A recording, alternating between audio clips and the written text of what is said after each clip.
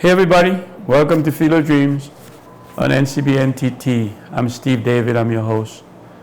Today we talk World Cup football as usual. We're into the World Cup period, and I have with me Dexter Cyrus. Welcome to set, Dexter. Nice to be here, Steve. You're wondering why you're the only one here. Well, let me explain. We started off with 32 teams, right? And now we're down to 4. So we started off with 4 analysts, and now we're down to 2. So you've made it to the semi-final. So we're going to talk about the semi-final and the final and going forward. And so we left Clarkey and Jeff at home. All right. So congratulations on making it this far. All right. I could live with that. So we're down to 4. We have 2 big teams, or 3 big teams, and 1 small team. If we're going to call Morocco small, because Croatia was in the final last World Cup. Yeah. So we could consider them a big team. So we have Argentina, and we also have France, the World Cup winner. So now we're down to 4 teams. And how do you see this going? Overall. Well, it's a bit difficult to call, you know. I'm thinking that the safe way to go would be to say it's a France Argentina final. That's the safe way to go. But when you look at statistics, up until the time that Brazil was in the World Cup, they had the best stats. The team with the second best stats was Morocco. Why is that? Because that's what FIFA put out there. Because Morocco would have only no one has scored on Morocco thus far. Morocco has conceded 1 goal and they scored them themselves. It was an own goal. The team with the best stats being Brazil is out. So now Morocco is the team with the best stats. But when you look at football in pedigree, you might have to lean towards the France and the Argentina because of the fact that they would have they have World Cups under their belt. But Croatia are the World Cup finalists from the last World Cup. The final from 4 years ago is a distinct possibility that could take place this time around. Croatia can actually meet France. I think everybody is praying for an upset in the form of Morocco, an African and Islamic team, reaching to the final. I think everybody is a bit fed up of, you know, the Argentine fans and the France fans obviously would lean towards their team, but there's no denying Morocco deserves to be there. You know?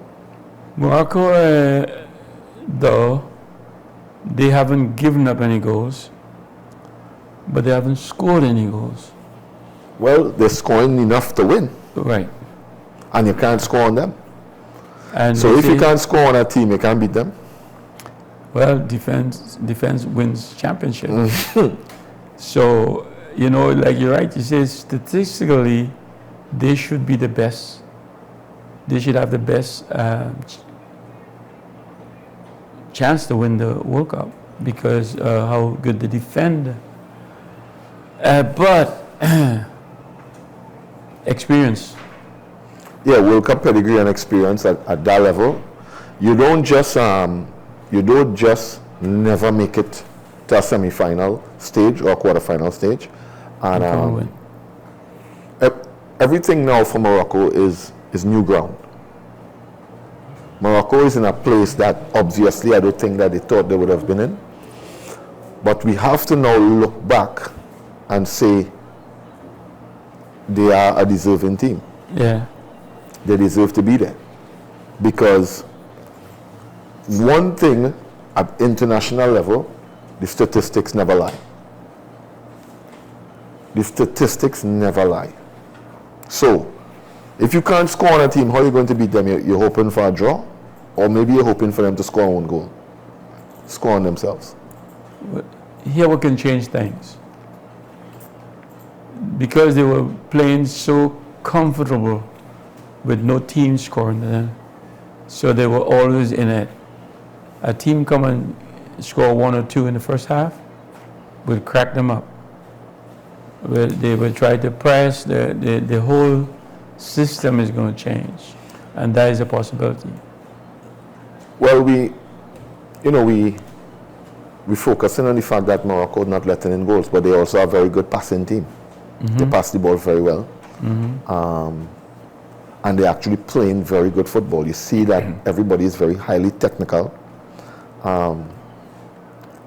What I am impressed with Morocco is that they are able to maintain that level for so long.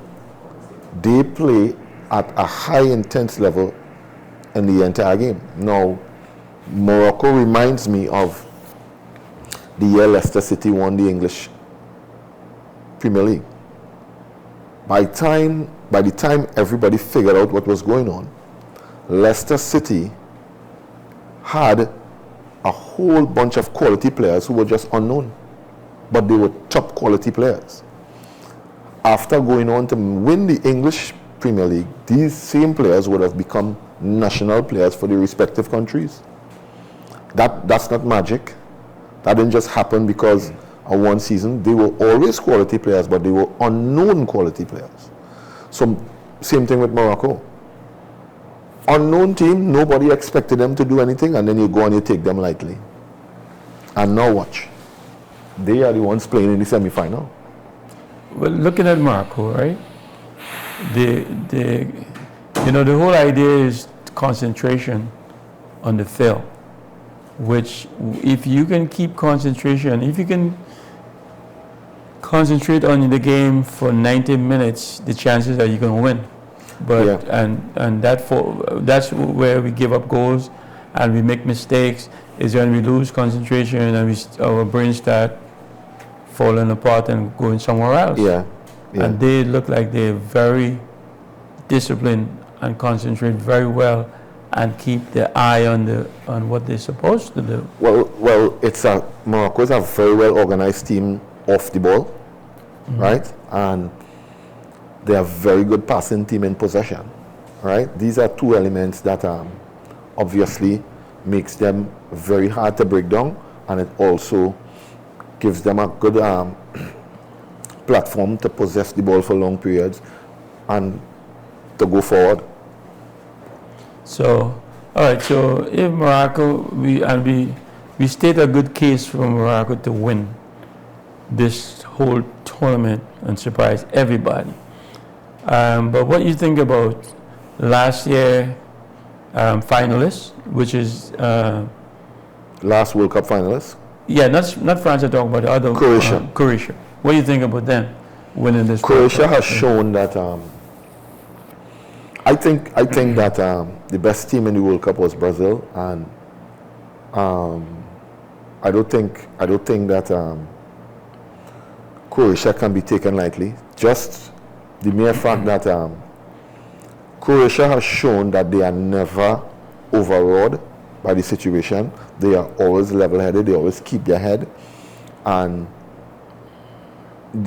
I am not surprised based on the fact that Croatian football has shown a level of consistency that cannot be taken lightly. I think that Brazil was very unlucky against Croatia, and I also think that the coach would have erred in certain areas. I thought after Neymar would have scored, Neymar is no longer any use to you. Take him off the field. Put in a defensive midfielder. Yeah, lock up shop.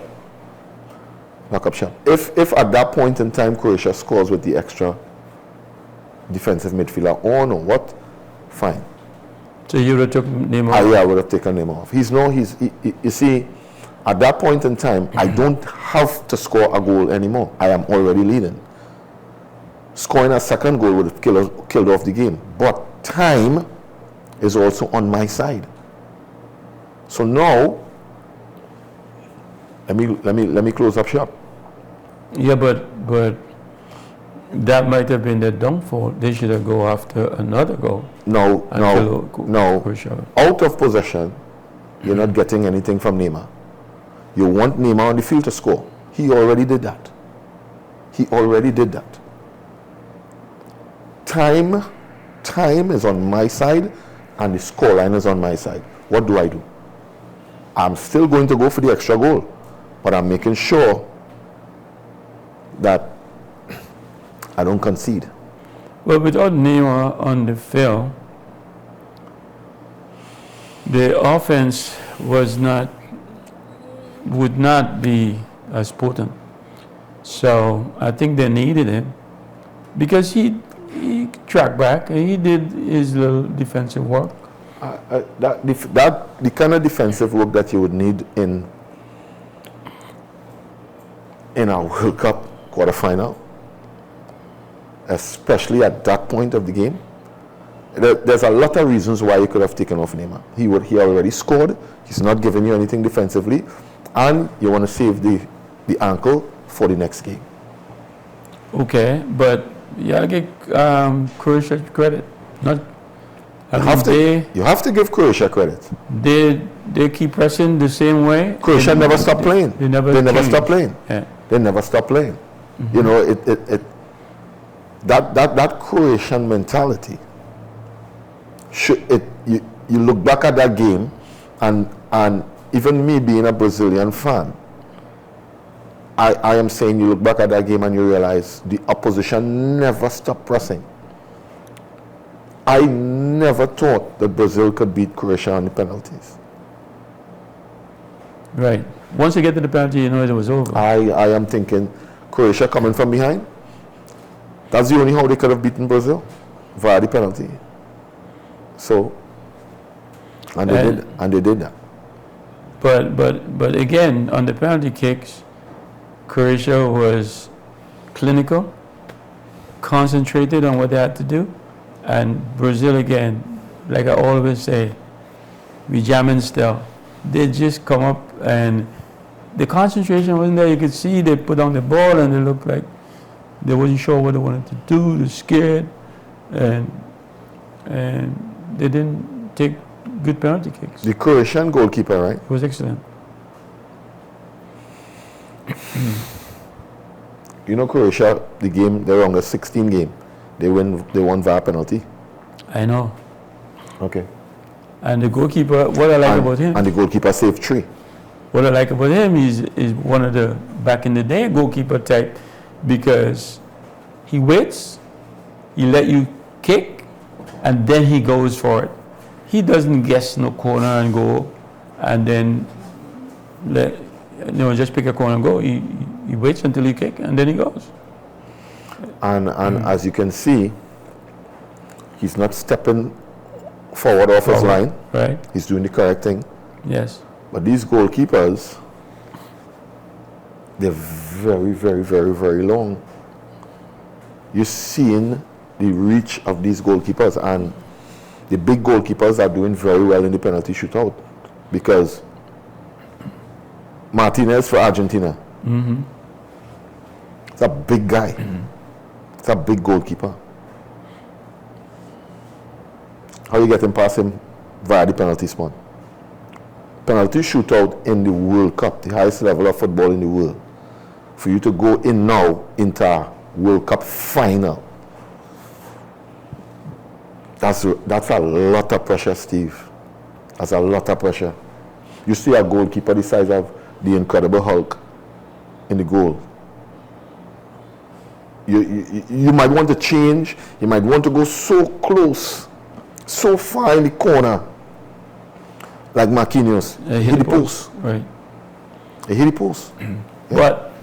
But they always tell you, you're taking penalty kicks. He has to say, if you do what you have to do. Yeah. You don't give it away. You don't look where you're going with the ball. You take your time. You know where you're going. You don't have to even look where you're going. You put your head down, or you look just at the goalkeeper if you wanted to, shake him off. But you know where you're going, and you go. I think that this World Cup, the worst penalties I've seen for quite some time. I think that the football, outfield play, is some of the best football I've seen. This is the World Cup of World Cups. Right. As it pertains to teams. You know, I mean, the Qatar is the home team, and they were very disappointing, but even our CONCACAF teams went and they represented CONCACAF very well, and the scenarios that would have been created in the last group game with a lot of the teams it's only down to the fact that these teams would have been playing such good football. Costa Rica was actually qualifying for the round of 16 at a point in time, albeit maybe 12 or 13 minutes, and then Germany put an end to that. But at the end of the day, Costa Rica was leading Germany. And I'm saying this World Cup, as it pertains to the leveling of the playing field when it comes to teams, this World Cup was very, very, very, very eye-opening and enlightening and very enjoyable. Yeah, I think we got to give credit to Qatar for this World Cup and how it was run, structured. Everything was good. Time, games come over. Every game we saw, I think it was perfect. Yeah, I think. But let's take a break. When we come back, we'll pick up where we left off. Viewers will be right back after the short break. Current affairs. Oh, what? That's it. That's it. Welcome, one and all. I am Gigi Love, alongside my sidekick, Mr. Ruka. Your partner in crime, Juliet. And we are going to be live on NCBN on a social media platform near you. IG, Facebook, YouTube. We are going to be sensational, tantalizing, thought-provoking, dramatic, educational, real, sometimes spiritual, suspense, political analysis, drama. Take no prisoners, Juliet. Don't forget that part. Coming soon. Hi, join us for your movie classics on NCBN TT Television Network every Saturday at 10:30 a.m. with repeats on Wednesday at 10 a.m. Streaming live on Facebook and YouTube. NCBN Television, the #1 online television network, bringing you the classics.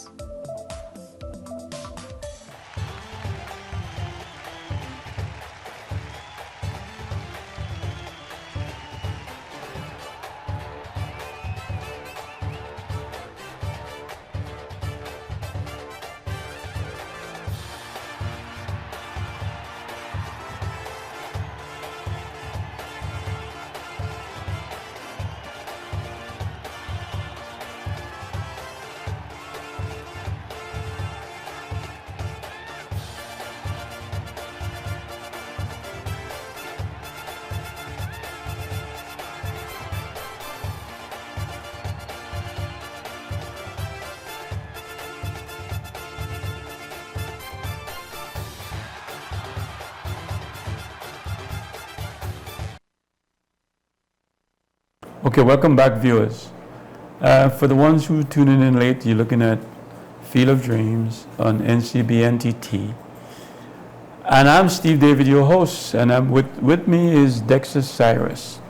So, Dexter, so we state our case why we think Morocco and Croatia can win, because they have a very good chance of how they play it. So now let's talk about the two big guns. The giants. Yeah, the cannons in this semi-finalists, which is France and Argentina. Take your pick and let's talk. Well, for me, let's go with France first. France being the last World Cup champions. I'm thinking that we have to give a lot of credit to France and the coach, right? I thought that I'm thinking that this French team now is actually playing better than the French team that won last 4 years, right? It is clear that Mbappe is the focal point, but there's also Olivier Giroud. And last 4 years, France would have won the World Cup without Olivier Giroud getting a shot on target. The center forward didn't get a shot on target. He was just the focal point to play into so that the team can get up the field. He was actually focusing on other facets of the game. The French team is without such quality and without such strength. I'm saying Benzema is able to make any team in the World Cup and start, along with Kante, along with Pogba. These three players, and I think there are other 2 or 3 more, right? Kimpembe and 2 others. I think they are without 6 top players, and I think 4 or 5 out of the 6 are starters. So we have to give a lot of credit to Didier Deschamps based on the fact that he would have changed up his team without these players. But look, they're playing today to go into the World Cup finals. So we have to give a lot of credit to Deschamps. We have to give a lot of credit to France overall, because you can't take the team that won the last World Cup lightly. They are looking to defend their title, So all kudos to France, all kudos to Deschamps, and I think that that France-Morocco game, I think that game is going to be a track meet. I think that game is going to play at lightning speed. Yeah. Don't you think though? Probably blessing these guys that Pogba and they are out, but I think Pogba is like a Brazilian for me. Some days he will be good and some days he go crazy. But Kante is consistent. Always. He runs. He gets it, he plays it, and he support. Typical how a defensive midfielder kind of would play. But Kante, remember me making mention about Leicester City? That's where France found Kante. That Leicester City team. Yes, that's true. Top quality player, just unknown. Right. But now he is. Now he's known. So Mbappe and those guys would have done great with him.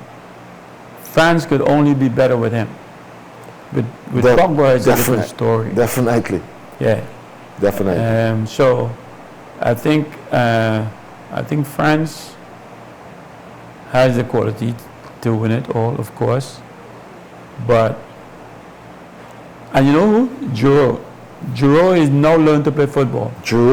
He surprised me. Giroud actually scoring this World Cup. Right?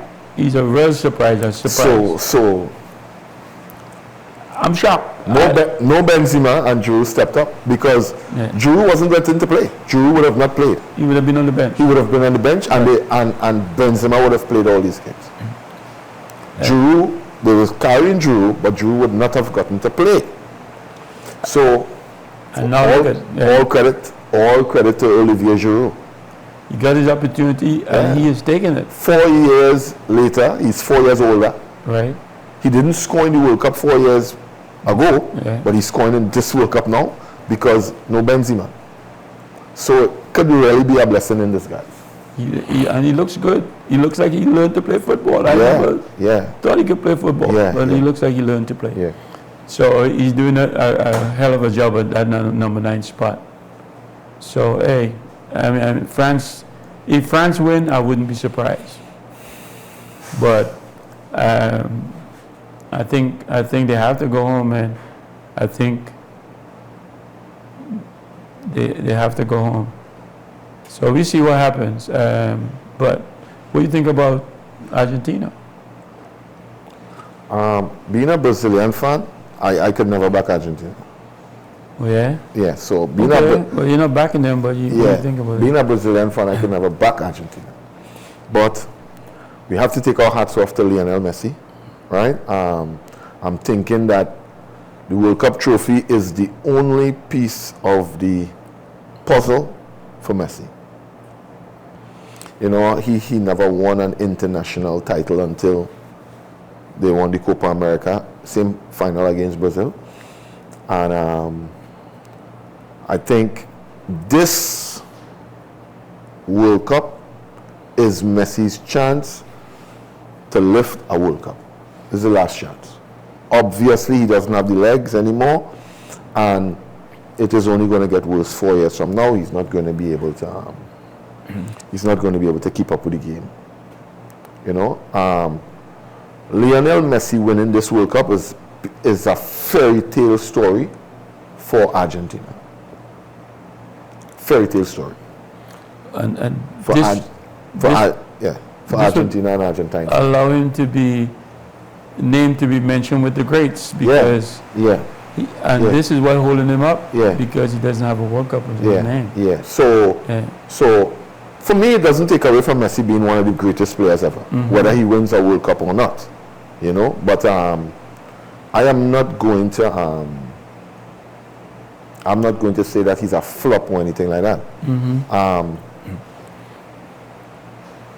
If it is, you want to be on the podium with Pelé and Maradona,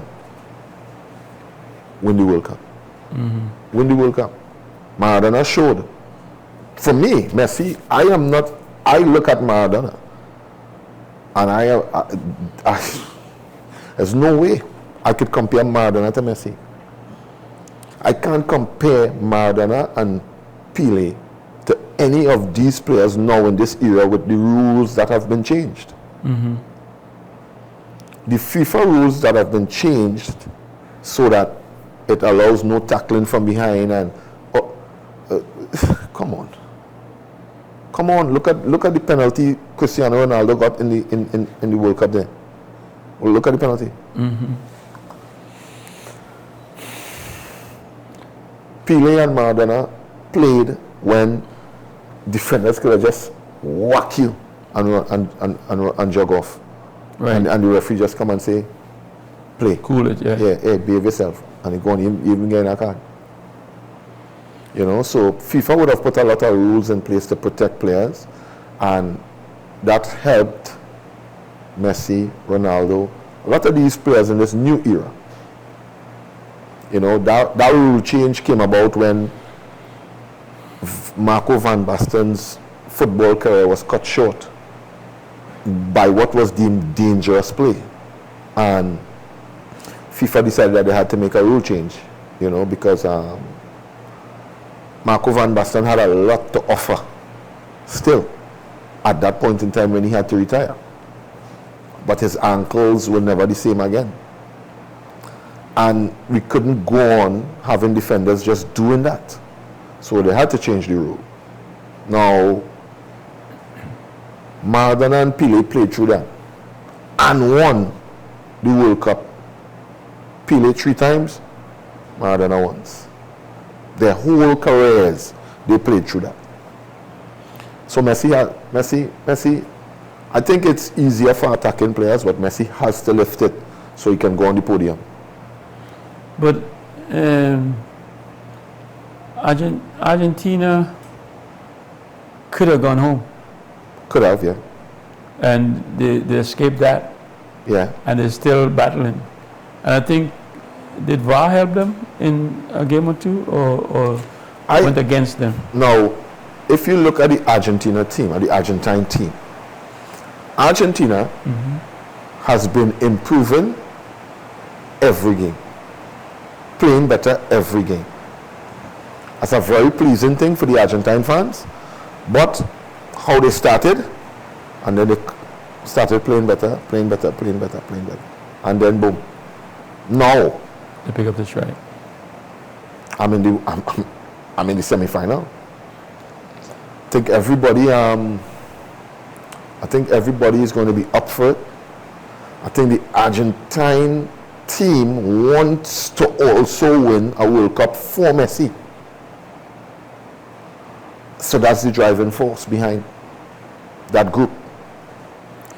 But the weakest link in this four final or semi-finalists, the weakest link defensively, I think. Offense, they're all, but all you have to do, man, is bring Saudi Arabia on the field and Argentina going home, because they had the perfect solution to Saudi Arabia. Yeah, Saudi Arabia had the perfect solution for that. Yeah. With them high, and outrun the old men they have up front. Yeah. That's a nice way of putting it, but we have to be mindful of the fact that Argentina is a World Cup champion team. They are. They have 2 World Cups. They are. But that don't mean nothing now, because every small team now thinks they can win a World Cup. Well, if you're in a World Cup semi-final, right? I think Morocco has to show that they are not overawed by the situation and go out there today and play. I think Morocco has already pleased their fans and the whole of Morocco. Even if they lose today, they are champions, right? But Morocco beating France today is also a fairy tale story. These 4 teams showing that they all have a little fairy tale story with them. Yeah. So Morocco, never been there before, first African team to reach a World Cup semi-final. That's a fairy tale story. Already a fairy tale story. Climaxing into what? Going into the final. Win, loss or draw, fairy tale story. France, I'm looking to defend my title, fairy tale story. Without 6 of my best players. Without 5 or 6 of my top players. Croatia, I'm looking to make consecutive World Cup finals. That's a fairy tale story for Croatia. And Messi, arguably one of the best footballers in the world, to lift the World Cup for the first time. And it's his last opportunity. That is also a fairy tale story. So these teams have a fairy tale story attached to all of them. Let's see who wants it more. And Carter, the World Cup there, which is so different. World Cup is happening in December, and all the preparation they've done so great. It is fairy tale as well. The whole thing. Yeah. I mean, that stadium made out of I couldn't believe that stadium was made out of shipping containers. Yeah. That stadium, no, state of the art. State of the art, man. But you see, that's what money can do. So, but they did. Just to get FIFA to change their dates from winter to December. Right. Just to get that. The amount of money you had to do, you had to pay to get that, because the TV rights would have been slotted in already. Right. For the summer. Yeah. Just to get that done. The amount of money Qatar had to pay FIFA. But you know who had to follow that? Is the World Cup coming to the US, Canada, and Mexico? Yeah. That's what we have to follow. That's going to be a big task. Yeah. To make that to duplicate. Having joint hosts in CONCACAF That might help. Having joint host in CONCACAF in the form of the USA, Canada, and Mexico leaves us with 3.5 spaces for 3, possibly 4 other teams from CONCACAF. Now, Costa Rica, Jamaica, Honduras, these teams that would have played World Cup before, Trinidad and Tobago, these teams thinking, wow, this is the best opportunity I will ever have to make a World Cup. If Trinidad and Tobago doesn't make the World Cup on this time around, if we can't even make the Hex this time around, we have to scrap everything. We need to scrap everything and start over. We're definitely doing something wrong. Definitely doing something. But it's only, I mean, we still only have 3.5 spots? Yeah, we have 3.5 spots, yeah. Yeah, well, we always had 3.5 spots. No, but we have 3.5 spots now without Mexico, Canada, and USA in there. Right. They are not going to be playing. Oh no! Oh, you're saying that? So now we have 6.5 spots. So now we have there is the potential of 7 CONCACAF teams playing in the World Cup. But they're increasing 32 to 36. Right. Yeah. So the half is a playoff berth. I don't think they would give all those 3 teams a spot, you know. Yes. We have 3.5 spots. That is already written. 3.5 plus the. We have 3.5 spots, and the 3 hosts, they are out. They're in, not out. Well, they're in automatically. Automatically in. Right. All right. Let's take a break. When we come back, we will call our winners and our losers. Viewers will be right back after the short break.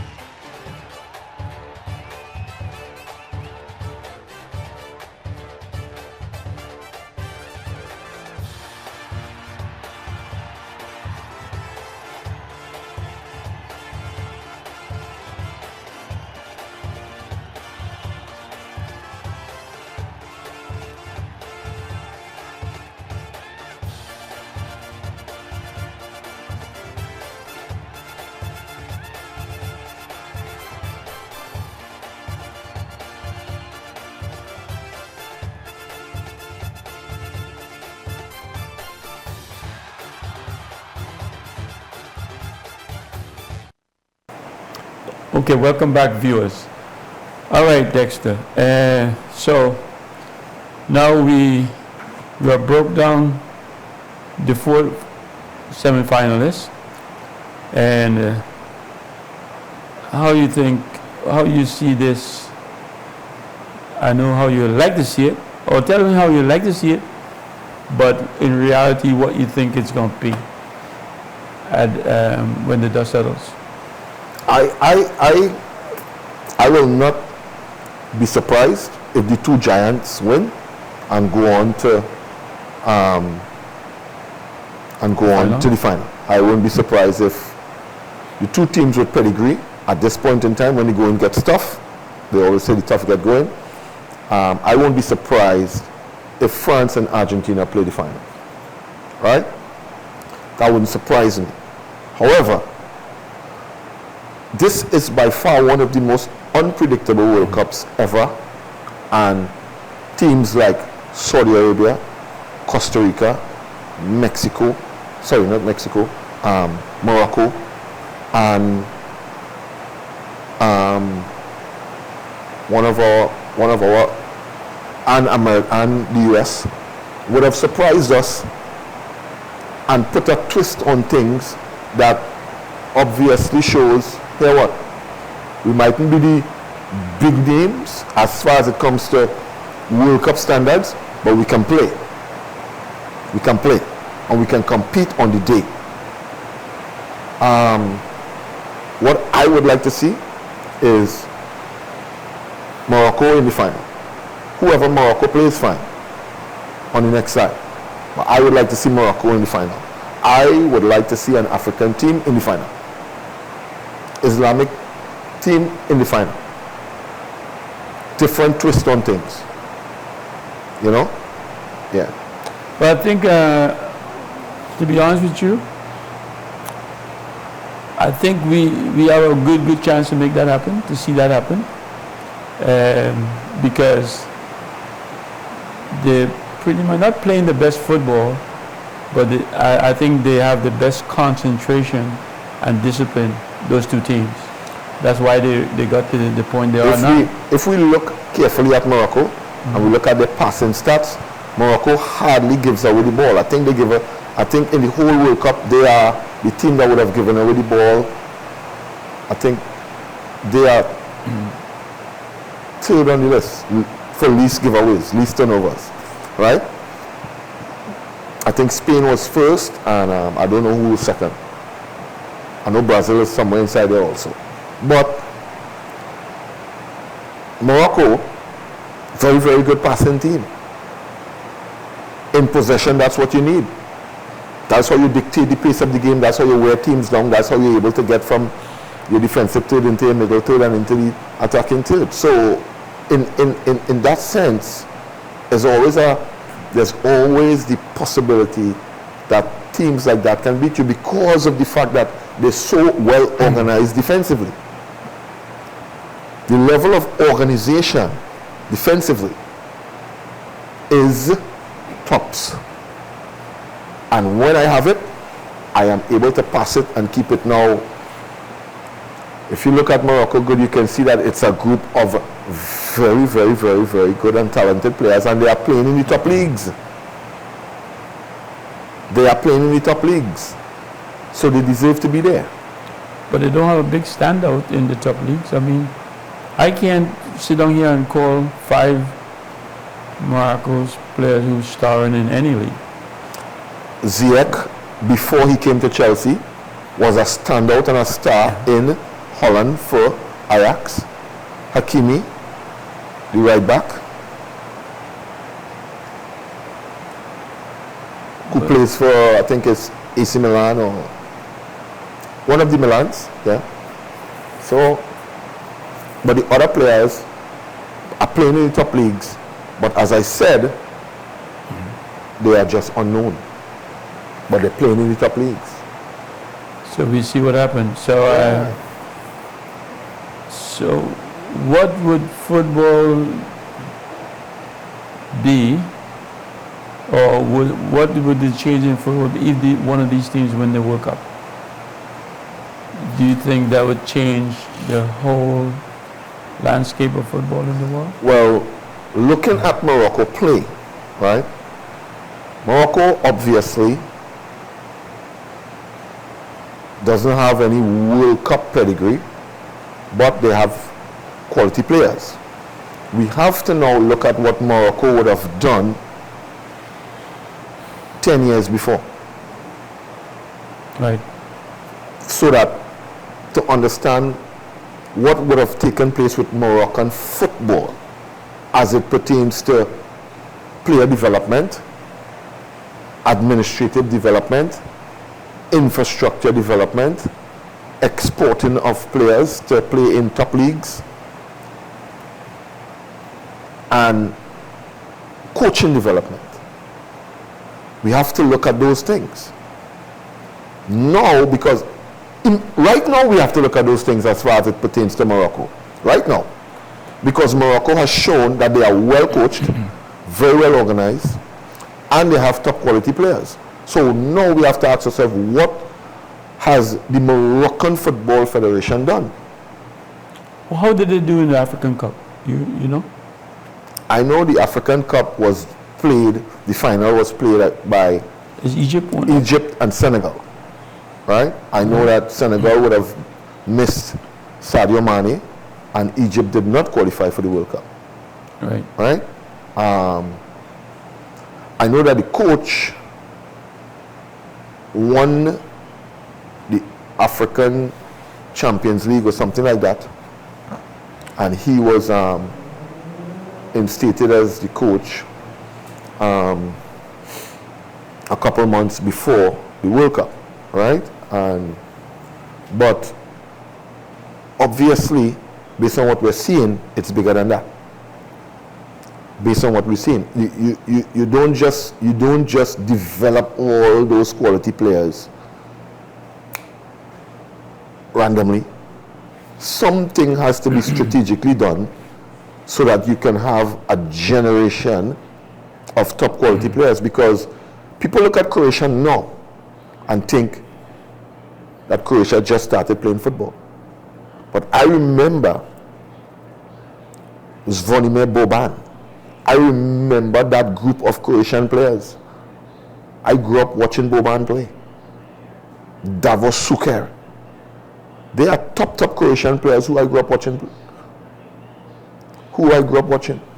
And I remember that Croatia. So this Croatia now that this generation would have seen, there was a Croatia before them that was top quality also, and they actually came third or fourth in the World Cup with Boban. Mm-hmm. That Croatia, So don't think that Croatia have started having quality players. No, at present, Croatia has always had quality players. The captain, the number 10, he's so sturdy. Modric. Yeah. I didn't think I was going to see him back in this World Cup.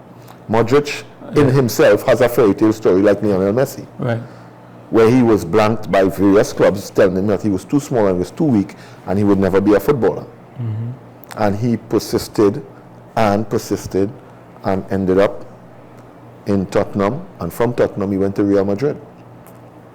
The only thing that Modric hasn't won is the World Cup also, just like Lionel Messi. Just like Messi. Yeah, but the country haven't won. Croatia never won a World Cup. No, and Croatia is not a big country. Croatia has about 3.8 million people. Croatia is not a big country, so we also have to ask what Croatia would have been doing as it pertains to developing players, developing administration, developing the infrastructure, which is fields and all these things, developing coaches, and the exportation of top players to top leagues. We have to ask ourselves those questions also. And they're consistent. These are the things that would make you consistent. Yeah. These are the things that would make you consistent. I think the Croatia should be considered one of the big guns now, after back-to-back Well, let's see if they can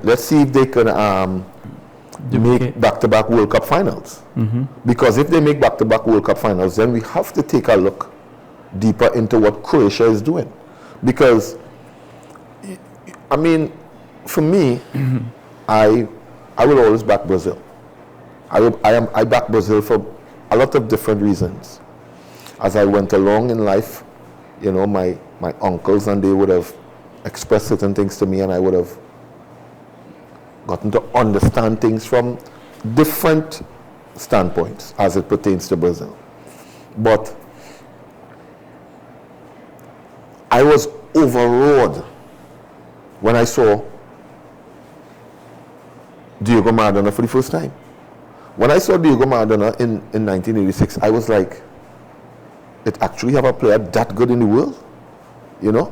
And I don't compare Diego Maradona to Lionel Messi.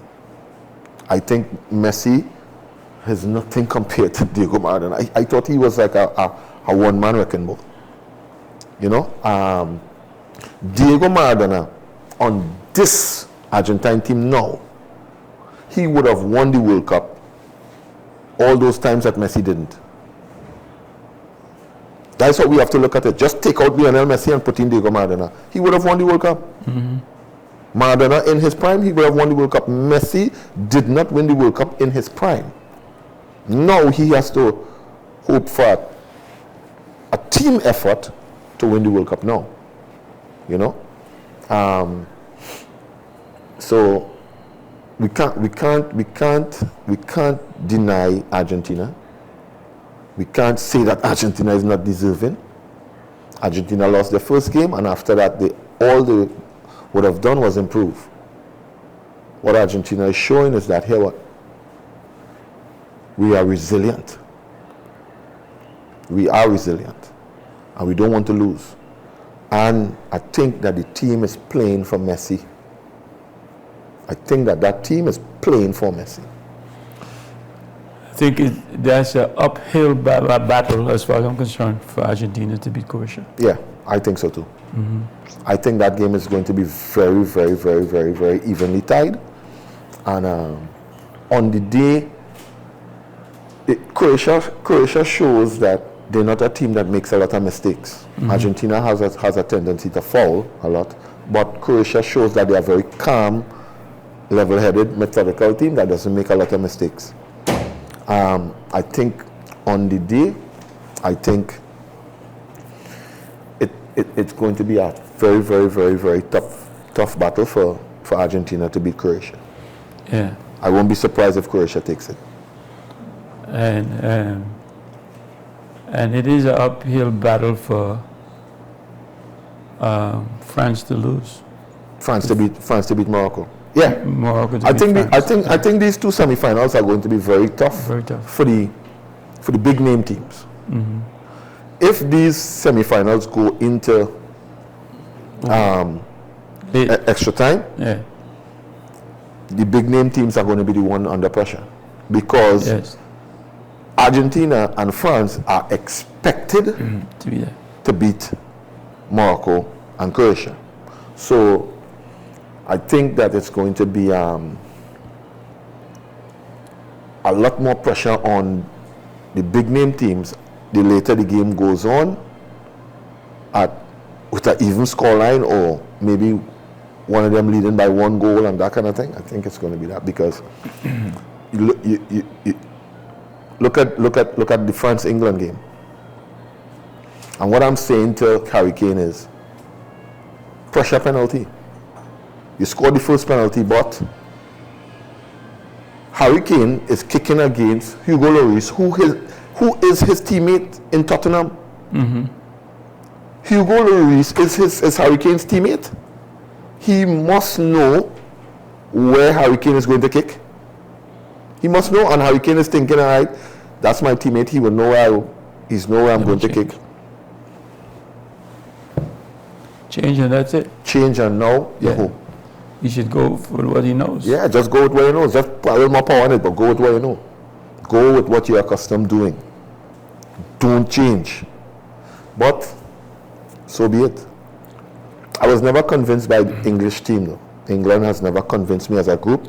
I think England has a lot of quality players, but England has never convinced me. I think England players are too basic, and you know, later down in competitions, you get a little flavor from Foden and Mount and maybe Rashford and these boys, but I think the English team is too basic. So taking everything into consideration, forget about you had to come mechanical based on play, experience, and everything else. Who should go through to these two semifinals to the final? That real difficult to call if you remove Morocco. If you remove Morocco, just based on the fact that if you're saying play and experience and pedigree, if you remove Morocco, then those other three teams, Anybody? France, defending World Cup champions, Argentina, South American powerhouse and also a World Cup champion, Croatia, World Cup finalist from 4 years ago and looking to get into the World Cup final now. So the only peg there that doesn't fit is Morocco, and I think that will work in their favor also, because now they are under no pressure. If I'm not under any pressure, the longer the game goes on, even Steven, more pressure is going to be on you. The World Cup champions. Morocco is playing the World Cup champions. Right. So you would say who Argentina and France? I wouldn't be surprised if Argentina and France go through, but that's not what this World Cup has shown, and I also will not be surprised if the both of them lose. Personally, for me, I will not be surprised if we see a Morocco-Croatia final. Well, this could be a very enjoyable final for you. You don't have any team, you just sit down and relax and watch the game. No, well, personally for me, as far as it comes to supporting teams, I am fully in support of Trinidad and Tobago, if Trinidad and Tobago is in the World Cup. If Trinidad and Tobago is not there, Brazil.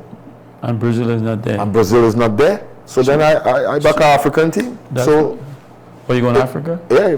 So your team is... Morocco. Morocco? Yeah.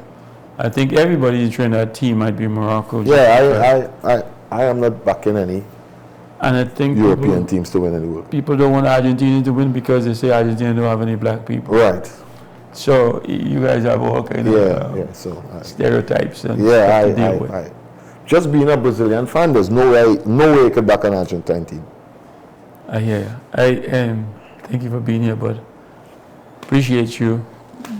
I'm sure the viewers do as well. Not a problem. Not a problem. All your insight and good not a problem at all. Comments on what's going to happen. Viewers, thank you for tuning in. NCBN, thanks for the opportunity. As usual, we have a Facebook page where you can check us out. We have an email address, philipjuntt@gmail.com, where you can drop us a line. This show has ended. Go in peace. I'm Steve David. Good night.